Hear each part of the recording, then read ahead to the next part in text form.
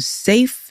As much as Lagos holds a lot of potential in terms of real estate, I mean, people on a daily see their investment appreciate, and with everything happening in Lagos, there's a lot of prospects in Lagos. However, a lot of people have put a stop to investing based on, what the media has projected.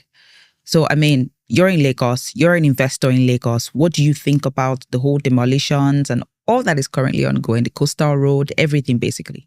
The advice that I have for so many people is to, like I said, investigate properly and look into it. There's no need to do it because there are many people who are still doing this real estate business and having great success. Sure.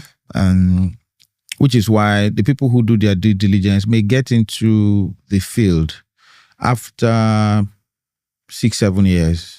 They're doing very well. Sure. But the ones who like to cut corners and not do anything and want to go into shady deals find out that they've had their fingers burnt different ways. And they still don't learn. The truth is they don't learn because they probably had succeeded in those crooked ways in several places. Yes. You understand? Mm-hmm. Oh, this land, you're not supposed to buy it. You then buy it. People tell you that, and then you find your way and still own it. Because they succeeded in one like that, they continue to do the same thing for others. Yeah. They're like people who who get involved in certain properties, some real estate businesses, and do not take into cognizance the length of time they will construct and develop the property, the unpredictable economy. True. Cost of doing business, and the fact that government policies can change at any time.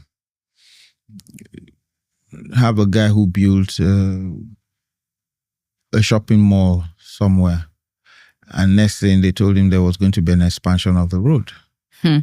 He fought a bit, but when you then go back and look at it, you will see. And this is the time they were expanding the road to the airport. On that Ajao estate stretch. Mm-hmm. It's there that it may take 20-30 years. Exactly. The road will be expanded. So there was an existing plan. Yes. There's a route for the coastal road. The coastal road has been there. And it was just that the government was wasting time to do it. But if the government takes 20-30 years if you know that, don't encroach on it. I'll give you an example. You see the road to Dangote refinery. If you see the setback, you know that there's something is coming. There's a deliberate attempt for the setback. But because of all these people who do not, they give you an impression that nothing is happening. And then they move in. Because government is not saying anything at the time. You start building your places, and the next thing you see that they've eaten into 50 meters setback. Then after 15 years, one new government comes and wakes up to it, which is what is happening in First Stack now. Yes. You know that now true. People are now being sentimental. Oh, you can't throw people out. It's on the master plan. Even in Abuja, you see a place that has been demarcated as a green area. You come there because you want to cheat the system. You build a school, build a church, and do an event center. It's like you can't play with religion. You can't play with a mosque. You can't play with education. A school. And then you then build an event center and hoping that they would consider all that and say, okay, you guys stay. They break everything. It is El-Rufai did it at the time he came when he claimed Abuja. But after he left, a lot of people then started taking things for granted again. Truly, when you look at the real estate sector, if people follow the rules, they can't go bad. You can't go into bad business. Just follow the rules. Yeah. Whether it's your lawyer, whether it's your agent, if you follow the rules, everything will be okay. You had people who the other thing is that our law system, our judicial system is slow. This land belongs to you. You know it belongs to you. Because the other person has money, they keep adjourning. And so the money you had planned to invest in the place, you were planning to invest about 150 million. and in another 3 years, you get out of it.